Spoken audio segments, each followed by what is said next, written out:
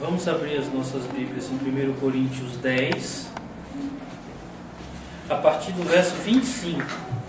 Ainda vamos continuar aquele mesmo texto. 1 Coríntios, capítulo 10, verso 25 adiante.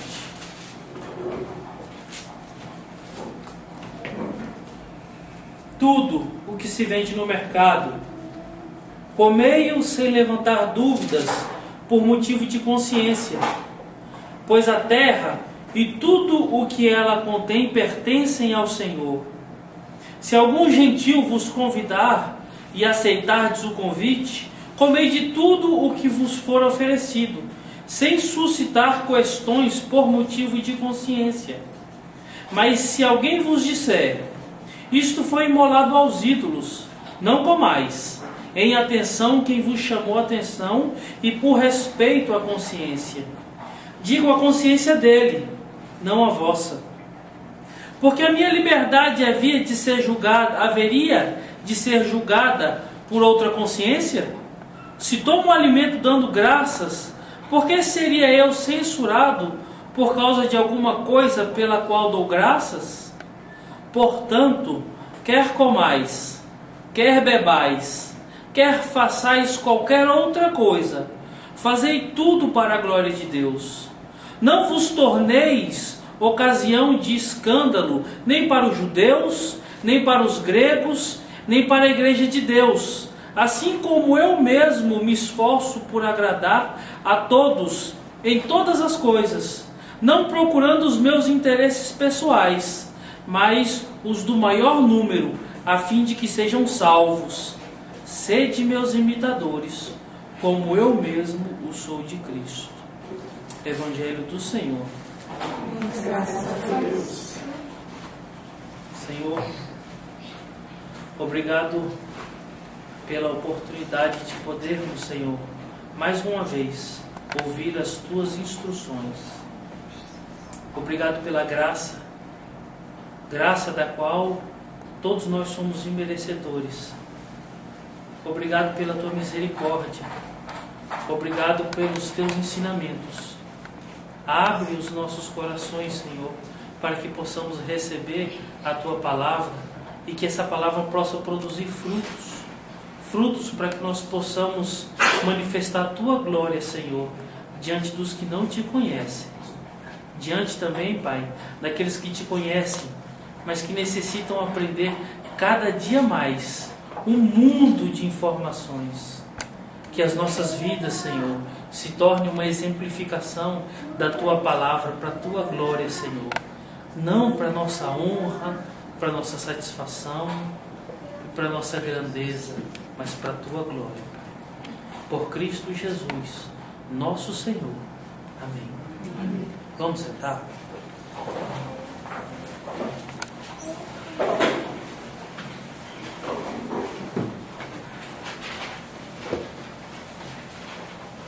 Como é difícil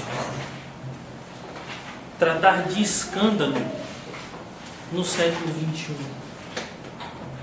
Como é difícil falar de algo ou acontecimento ou prática de alguém ou de algum grupo de pessoas que se torne escândalo para alguém. Por quê? Porque hoje tudo é normal. Porque hoje tudo pode. Porque hoje tudo é fácil. Porque hoje não existem mais caretas. Como falar de escândalo nos dias de hoje? Eu achei uma forma interessante para que nós possamos entender como o apóstolo Paulo está tratando desse escândalo aqui nesse contexto. Imaginemos uma centena de pessoas conversando. Um ambiente como esse que nós estamos. De 2 em 2, 3 em 3, e conversando baixinho, dialogando, todo mundo entendendo o que o outro quer transmitir, todo mundo se inteirando, e no meio dessas centenas de pessoas, aparece uma pessoa lá no canto, e essa uma pessoa começa a gritar, começa a levantar a voz bem alto, e o ambiente sendo um pequeno, essas centenas de pessoas, a primeira coisa que elas vão perceber é que existe uma pessoa lá na outra extremidade que está gritando, bravejando, berrando. E o que vai acontecer com essas centenas de pessoas que estão conversando baixinho, entendendo que uma quer transmitir para outra, vendo que uma pessoa lá do canto está gritando incessantemente? Que as centenas de pessoas vai ter que começar a aumentar o volume da voz. Além da primeira percepção, que é o susto de perceber que tem alguém num ambiente tão pequeno, e tão ordeiro, e tão educado, gritando espalhafatosamente, além de se assustar, todos vão ter que começar a subir a voz. Por quê? Porque se continuarem conversando baixinho, não vai dar para entender mais, porque existe alguém que está gritando muito alto. Agora você começa a perceber que essa pessoa que estava gritando percebe que o grupo percebeu a sua presença espalhafatosa, barulhenta, e que essas centenas de pessoas já subiram a sua voz, e esse cidadão começa a gritar mais alto ainda, fazendo com que essas centenas de pessoas, mesmo falando um pouco mais alto, comecem a perceber que eles não estão entendendo, não estão compreendendo o diálogo. O que vai acontecer? As centenas de pessoas vão ter que aumentar mais ainda o volume de voz. E você vai começar a perceber que no meio dessas pessoas que já não estão mais num diálogo normal, e sim num tom elevado, começam a aparecer pessoas que vão começar a gritar. Aí o que era ordem virou desordem. O que era uma conversa sadia virou uma torcida de futebol. O que era uma reunião sensata, agradável e pouco perceptível, se torna em um aglomerado de pessoas loucas, sem educação e sem limites. Tudo porque uma pessoa chegou escandalizando, depois as centenas de pessoas começaram a imitar essa pessoa. Esse é o contexto que o apóstolo Paulo está tentando mostrar para nós desde o capítulo 8, a partir de uma prática que é não comer a comida por causa do próximo. Porque se o próximo fizer, ele pode tropeçar. Porque se o próximo fizer, ele pode cair. Agora você imagina como está dentro dessa sala. 101 pessoas gritando, esbravejando, empurrando, falando alto. Você já viu a bolsa de valores como é que é? Aqueles caras com o telefone gritando, um apontando para o outro, e um olhando para o lado, olhando para o outro. Imagina naquela situação onde todo mundo estava falando suavemente, baixinho, tranquilo. O escândalo que o apóstolo Paulo está tratando é esse escândalo. É aquele que passa pela percepção e vai ao extremo da imitação.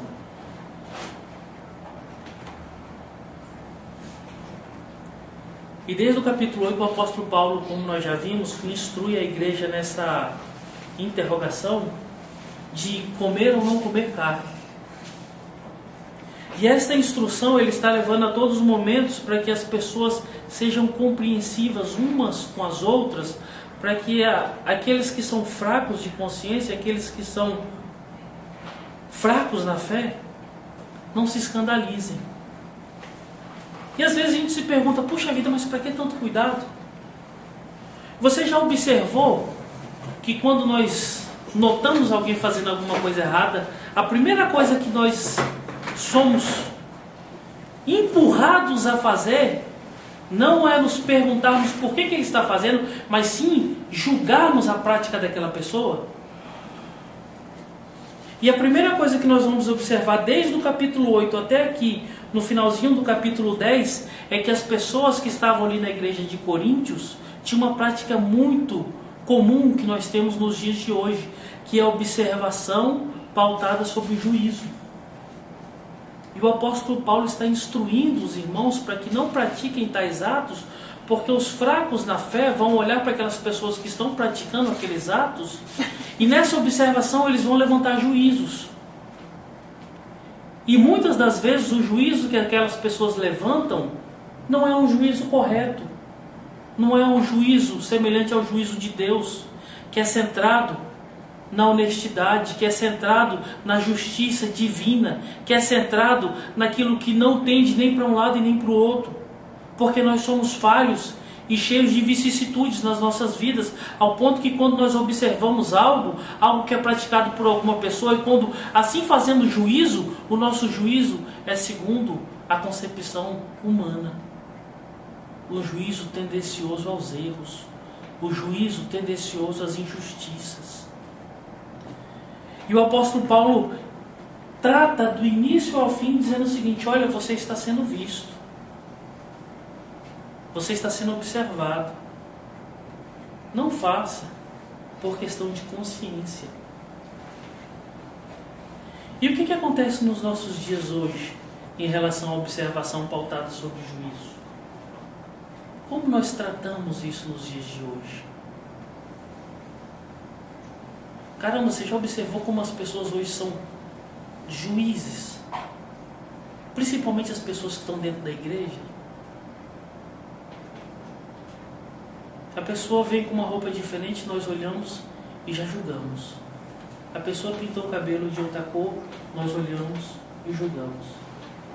A pessoa comprou um carro novo, nós olhamos e julgamos. A pessoa falou de forma diferente, nós olhamos e julgamos.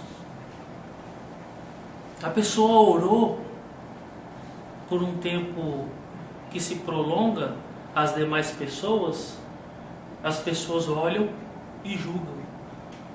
A pessoa ajudou alguém, as pessoas olham e julgam.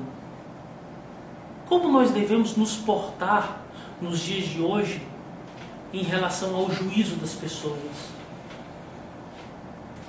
Porque tudo que nós fazemos, tudo que nós vivemos, a forma como nós nos portamos e falamos e nos comunicamos, nós estamos sendo observados, estamos sendo julgados por tudo e por todos.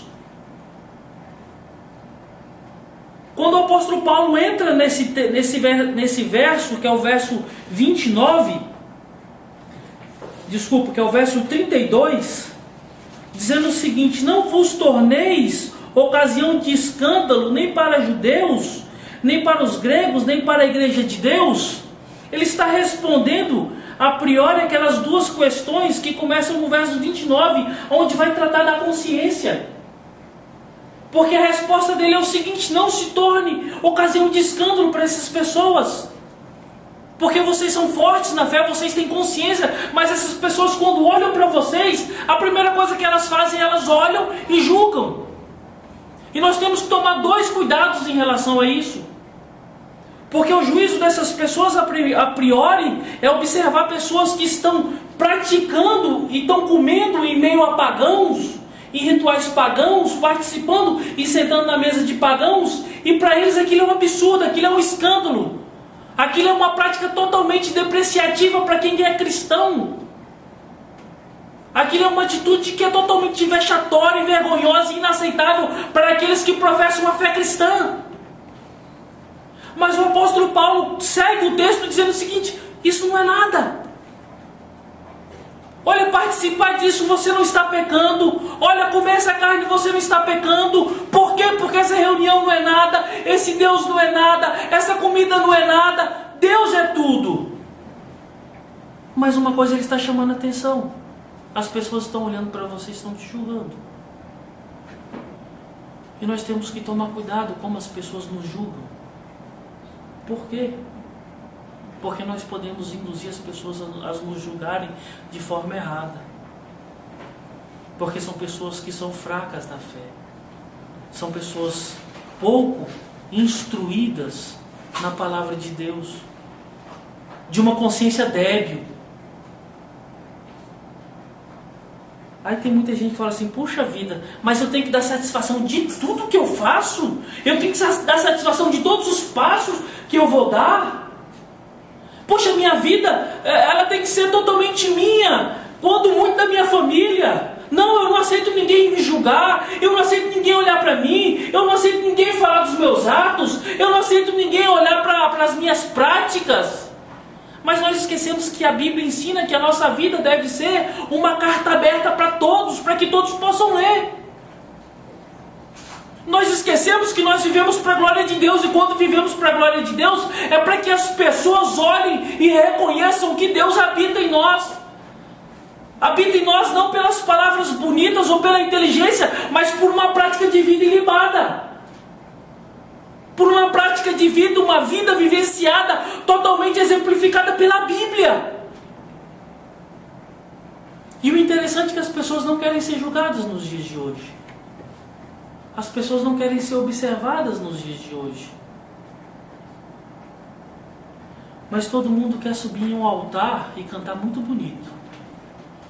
Todo mundo quer mostrar os bens que consegue comprar com seu dinheiro. Todo mundo quer mostrar a família maravilhosa, o filho lindo que conseguiu, que Deus abençoou. Todo mundo quer mostrar aquilo que conquistou pela sua inteligência, um concurso público, uma vaga numa universidade federal. Todo mundo quer mostrar alguma coisa que tem e possui, mas ninguém quer mostrar a sua prática de vida. E observe, todos nós estamos sendo observados. Como nós estamos sendo julgados? Que juízo estão fazendo de nós?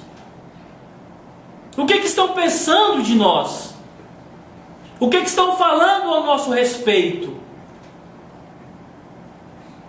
Nessa minha caminhada cristã eu já vi várias aberrações absurdas de pessoas totalmente depravadas nos seus conceitos, que dizem: eu não ligo para o que falam de mim, a minha vida é eu e Deus. Sim, e o próprio Deus diz que daquele que fizer um escândalo, que produziu escândalo, porque melhor seria que amarrasse uma pedra no pescoço e lançasse dentro de um rio, dentro de um poço de água, em algum lugar, para que ele pudesse morrer, ou nunca existisse, porque o castigo seria grande, tenebroso. E quantas vezes eu já participei de reuniões que a gente chama uma pessoa para conversar e fala assim: fulano, você tem que repensar nos seus atos. Sabe, Marcelo, a gente tenta chegar para as pessoas e falar assim: fulana, as suas vestes não são dignas de uma mulher que viva para a glória de Deus. Ela fala assim: não, eu só entendo que eu preciso mudar quando o Espírito Santo fala comigo. Se o Espírito Santo não falar comigo, eu não tenho que mudar. O interessante é que você observa tantas pessoas devendo Deus e o mundo, dando calote em todo mundo, e ainda tem coragem de professar que é cristão. As pessoas estão aí com o nome sujo, estão devendo, estão viajando, estão gastando, estão comprando carro novo, estão comprando apartamento, estão esbanjando não sei o que e devendo todo mundo com o nome sujo. E ainda tem a cara de pau de falar que não pode ser julgada, porque a única pessoa que pode julgar é Deus. Tem pessoas dentro da igreja que não aguentam viver sem adultério. Tem pessoas que não aguentam ficar sem olhar para a mulher. Tem pessoas que não aguentam viver sem prostituição. E ainda tem a cara de pau de falar que só quem me julga é Deus.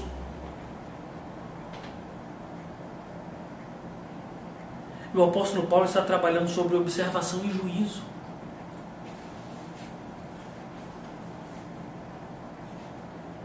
Às vezes, por causa da nossa vida torta, a nossa concepção errada da vida, nós possamos nos tornar pedra de tropeço para algumas pessoas, porque essas pessoas olham em nós uma vida totalmente depreciada, arruinada, destruída. Eu me lembro quando eu sofri a primeira decepção no Evangelho, quando eu estava na igreja do Evangelho Quadrangular, e eu naquela euforia toda de ser chamado de pastor, andava de gravata, de terno, aquela coisa. Mas no dia eu percebi que aquilo ali era falcatrua. No dia eu percebi que aquilo ali era uma patota de gente que se preocupava só em estar perto de pessoas ricas, de gente que se preocupava só em agradar as pessoas que estavam erradas, que estavam vivendo uma vida totalmente torta, que não tinham nada a ver com o Evangelho. Aqueles que estavam tentando viver uma vida correta era deixado de lado.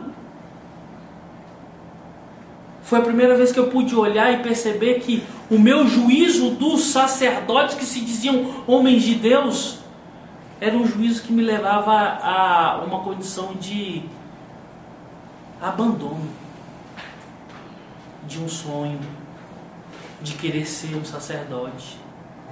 Porque quando a pessoa observa e julga, nesse juízo dela, ela toma decisões. Ela decide coisas. Às vezes, quando nós olhamos para uma pessoa muito imponente, uma fala expressiva, nós olhamos e julgamos e falamos assim: puxa vida, eu quero ser semelhante a essa pessoa. Puxa vida, eu quero falar como essa pessoa, eu quero me importar como essa pessoa. Mas quando nós observamos e olhamos pessoas que vivem de uma forma deplorável e professam uma fé cristã, nós olhamos e julgamos: isso não é uma vida correta. O pior de tudo não é nós olharmos que a vida dela é correta, é nós julgarmos todo um meio por causa dela. Quais são os juízos que vocês estão fazendo das outras pessoas, das pessoas que vocês estão observando? Porque o apóstolo Paulo está trabalhando nessas duas temáticas, ao ponto que ele está sendo observado, ele observa também. Porque isso é um ponto de referência para que as pessoas possam aprender com os exemplos corretos de vida. E o apóstolo Paulo está enfatizando isso para dizer: tem a necessidade de haver pessoas fortes dentro da igreja. Existe a necessidade de existir pessoas conscientes dentro da igreja. Existe a necessidade de ter pessoas que tenham consciência que o simples da vida, que é comer carne, ele simplesmente tem que deixar de comer para que uma pessoa possa ficar forte, ter uma fé fortalecida. Como que as pessoas estão olhando para vocês?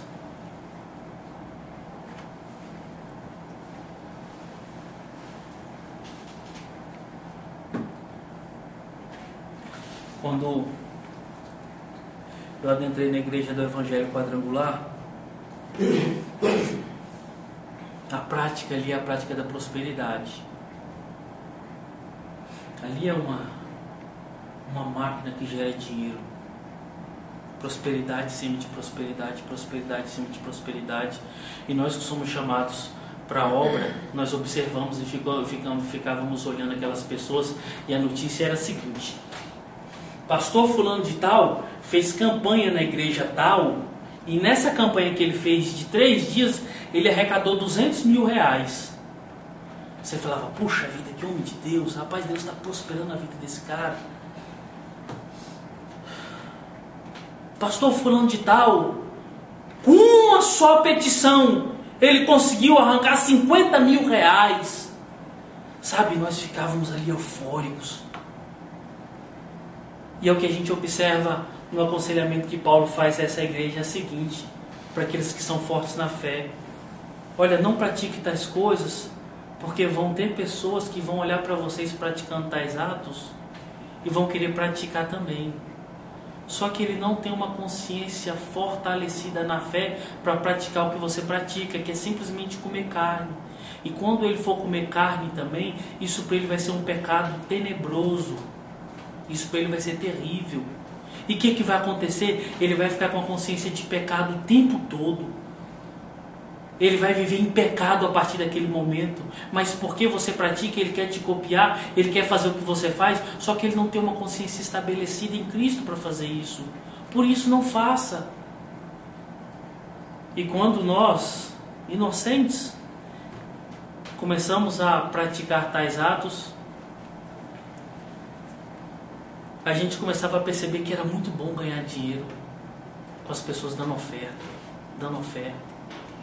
Mas um dia Deus resolveu me tirar daquele meio, e eu fui para uma usina que tem ali na QI, onde uma irmã diarista morava de favor. E ela, quando nós chegamos, ela muito simples, muito humilde, nos chamou para almoçar lá, eu, minha esposa. E quando ali nós estávamos, ela chegou de cara e falou assim: pastor, eu estou passando uma necessidade terrível, muita necessidade, mas eu creio que Deus vai me dar a vitória, porque na nossa última campanha, Desafiando a Deus, eu coloquei todo o meu dinheiro no altar e Deus vai me dar a vitória. E essa mulher tinha 3 filhos, morava de favor e já não tinha mais nada para comer. Estava passando necessidade. Mas aquilo foi um tapa na minha cara. Porque eu olhei para essas pessoas que não têm uma fé retorcida, que não têm uma fé baseada na palavra de Deus, mas o meu juízo observatório fez eu praticar as mesmas coisas que eles praticavam. E eu me decepcionei grandemente com o Evangelho de novo. Como que nós estamos vivendo para que as pessoas copiem os nossos atos? E se for falar disso, nós vamos ter exemplos e exemplos e exemplos. O apóstolo Paulo está pegando o exemplo mais simples de todos: comer carne. E quantas pessoas na igreja nós observamos que a menina entra na igreja e diz que vai casar com um príncipe encantado. O primeiro homem bonito que chega na igreja ela casa, porque é bênção. Ela recebeu profecia. Ela nunca leu a Bíblia, não conhece a Bíblia, não conhece nada de Bíblia, mas sabe que Deus vai dar um príncipe para ela. E o príncipe parece um gatinho, mas ela esquece que o gato arranha. Porque ela viu que determinadas pessoas se casavam com pessoas bonitas, pessoas ricas, pessoas bem-sucedidas, e ela pensava que ia dar certo, e praticou a mesma coisa, porque ela pensava que ia dar certo e quebrou a cara, e se decepcionou com o Evangelho. Quantas são as pessoas que estão observando nas outras pessoas, que não têm uma fé estabelecida em Cristo, estão dando dinheiro, estão dando casa, estão dando carro, estão dando a vida, estão dando saúde, estão dando tempo, estão dando tudo naquilo que eles chamam de igreja, mas não é igreja, e estão se decepcionando com a fé.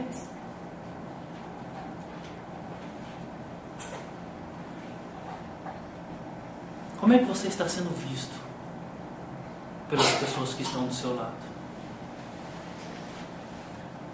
O apóstolo Paulo começa esse versículo 32 dizendo assim: não vos tornei ocasião de escândalo.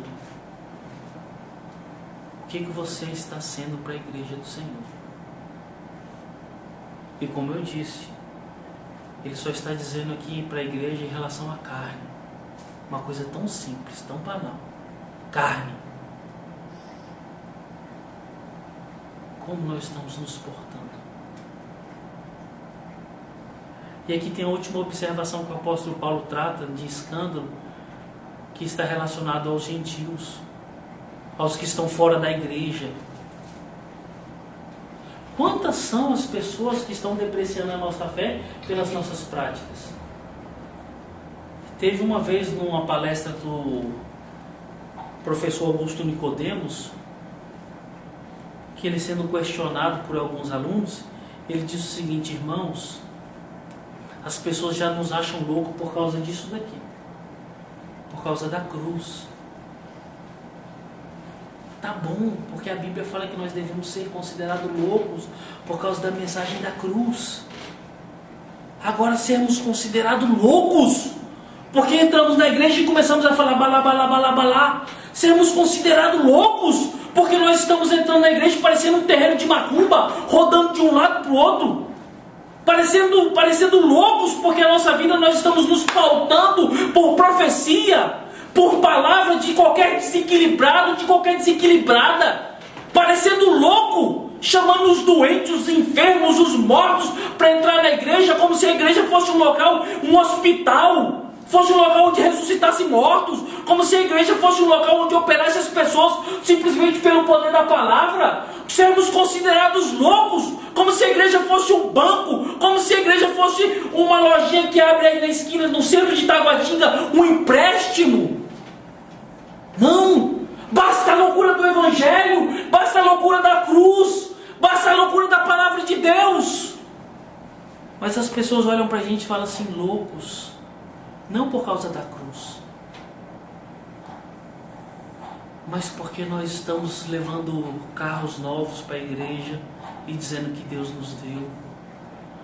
Loucos porque nós estamos adulterando e ainda estamos falando que somos de Deus.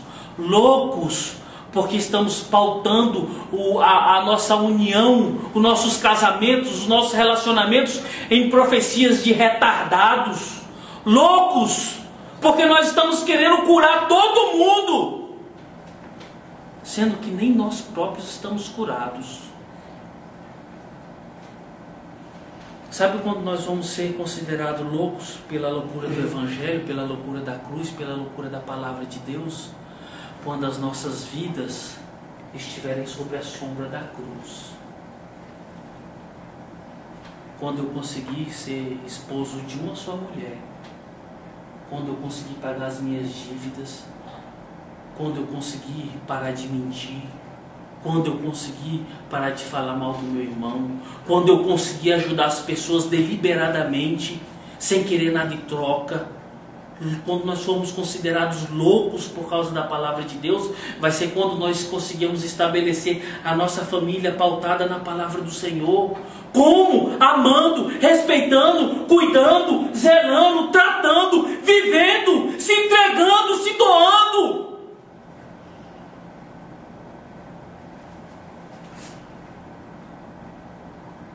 A pior posição que existe no mundo é de um sacerdote. O apóstolo Paulo fala que ele, que era apóstolo, e os demais eram a escória do mundo.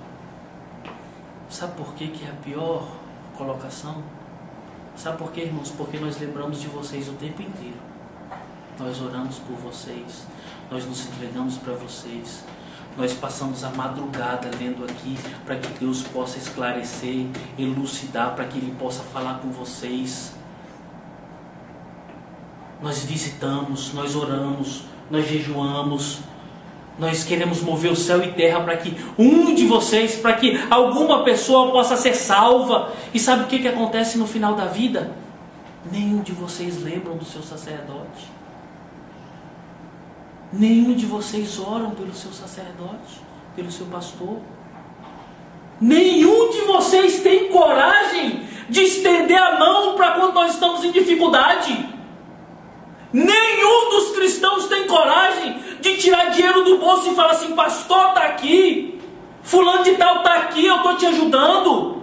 Sabe quando nós vamos ser reconhecidos como homens e mulheres de Deus, como loucos por causa da pregação do Evangelho? Quando nós nos amarmos. Nós somos hipócritas, nós somos falsos, nós somos mentirosos, nós odiamos e somos odiados. Eu já vi pessoas dando a vida por pessoas dentro da igreja e no dia do aniversário não recebeu uma ligação.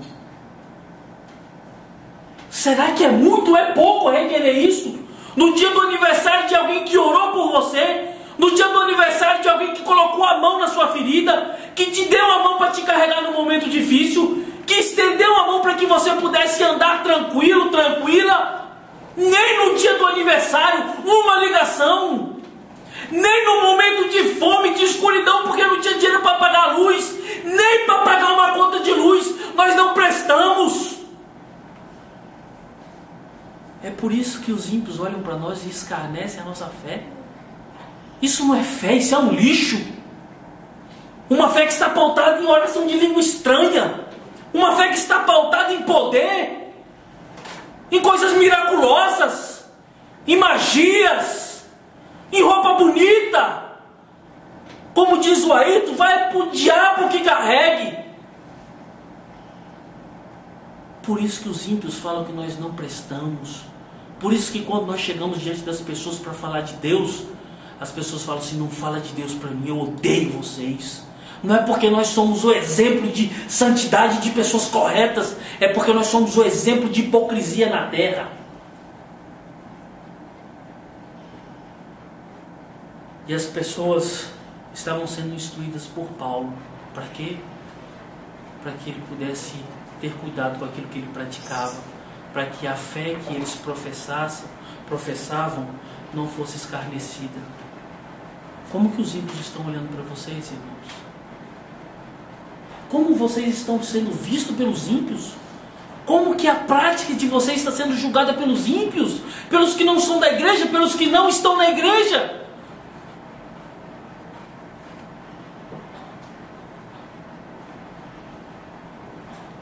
E Paulo, na segunda parte desse mesmo verso, ele diz que o escândalo não pode ser direcionado para judeus, nem para os gregos, que representam os gentios, e nem para a igreja de Deus, onde ele faz uma abertura. Nós não estamos aqui para trazer escândalos. Nós estamos aqui para fortalecer o próximo. Nós estamos aqui para glorificar o nome de Deus.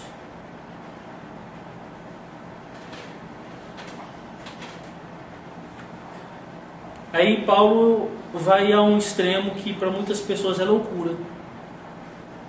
Porque ele começa a questionar a prática dessas pessoas e começa a falar que elas devem ser assim, assim, assim, assado. Aí agora a gente tem que se perguntar, mas qual o referencial que eles podem olhar que esteja próximo para que eles possam saber como se portar? Paulo entra ao extremo chamando a atenção para ele próprio. E aí que fica mais difícil.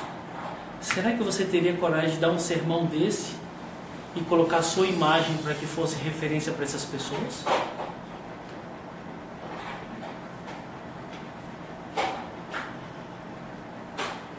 Eu ouvi um grande, inteligente e letrado homem dizendo o seguinte: eu não quero que meu filho fique muito próximo de mim para que ele não aprenda comigo o que eu vivo, o que eu sou. O que é isso?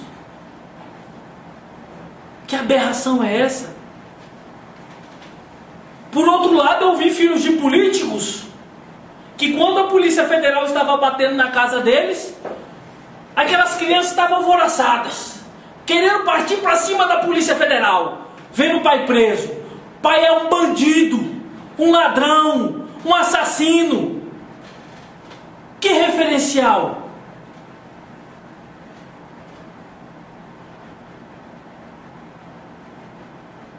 Tem um cantor mega popstar evangélico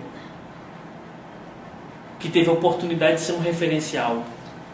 Dentro do hotel ele estava com algumas meninas bebendo champanhe e uísque, e aquele recém-convertido sabia que o fulano de tal estava no hotel, e quando foi lá no quarto ele abriu a porta que ia servir, ia fazer o serviço de quarto. Chegou lá, o referencial evangélico estava na cama com um bocado de mulher.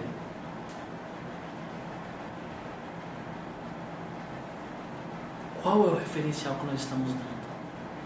O apóstolo Paulo, ele não está fugindo. Ele está colocando ele próprio como referencial. Você é referencial para quem? Por quê? Porque para ser referencial você tem que ter uma prática de vida pautada pela palavra de Deus. Você pode ser referencial?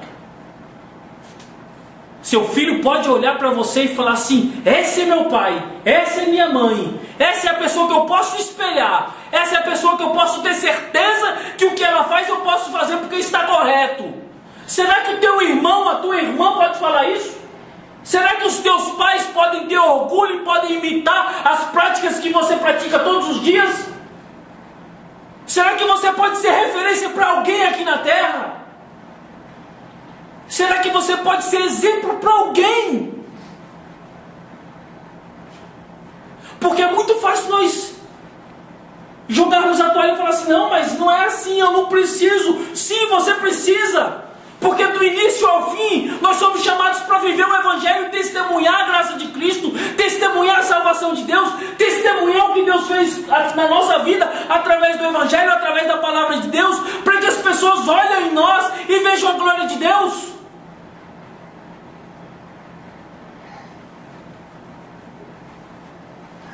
Será que você tem coragem de colocar a sua foto e falar assim: copia essa pessoa? Essa pessoa vive uma vida cristã centrada na palavra de Deus. O apóstolo Paulo, depois de fazer todas essas exortações, ele começa a expor por que ele pode ser o referencial para essas pessoas. E ele começa a dizer, no verso 33, o seguinte: como eu mesmo me esforço por agradar a todos em todas as coisas, não procurando os meus interesses pessoais, mas o do maior número, a fim de que sejam salvos. E ele rasga o texto dizendo o seguinte: sede meus imitadores, como eu mesmo o sou de Cristo. Só que essa exemplificação de referência está no capítulo 8 ainda, do capítulo 8 para frente. Observe juntos, 1 Coríntios capítulo 8, verso 13.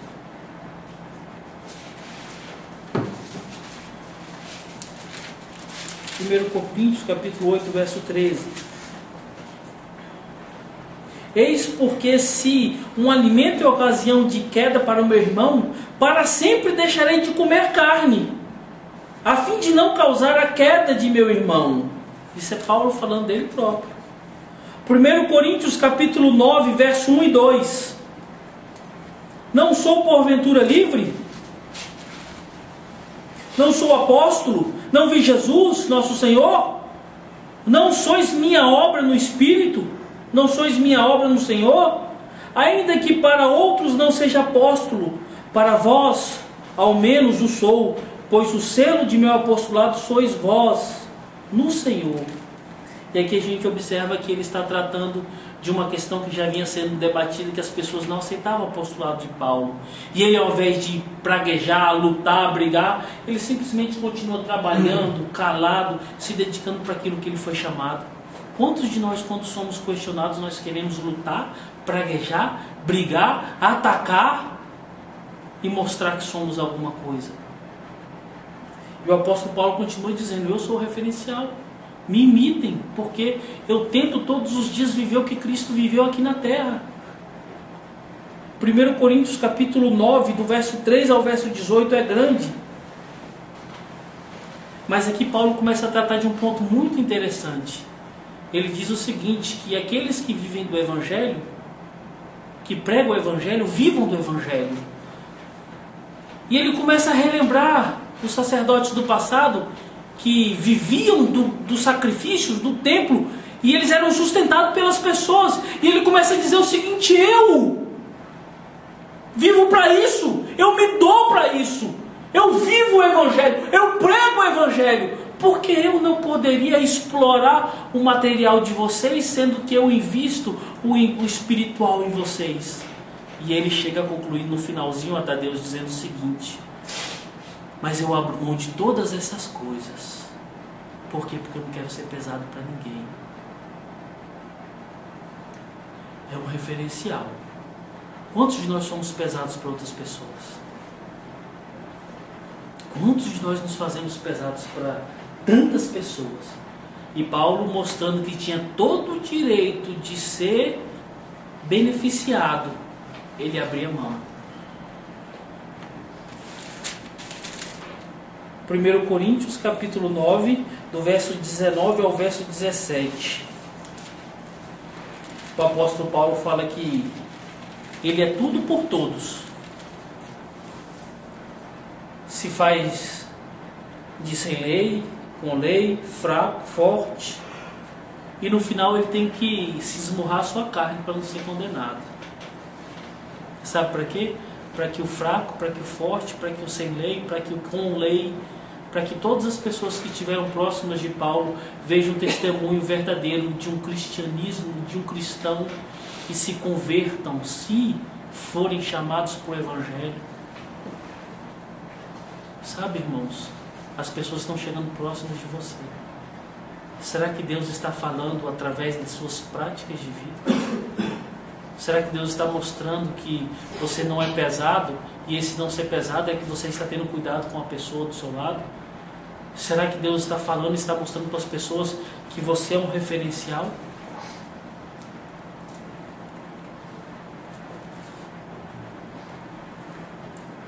E esse texto é concluído hoje, nesse prisma. Como as pessoas estão olhando para nós? Como os nossos filhos, nossos irmãos, nossos pais, nossos amigos podem ter uma exemplificação das nossas vidas?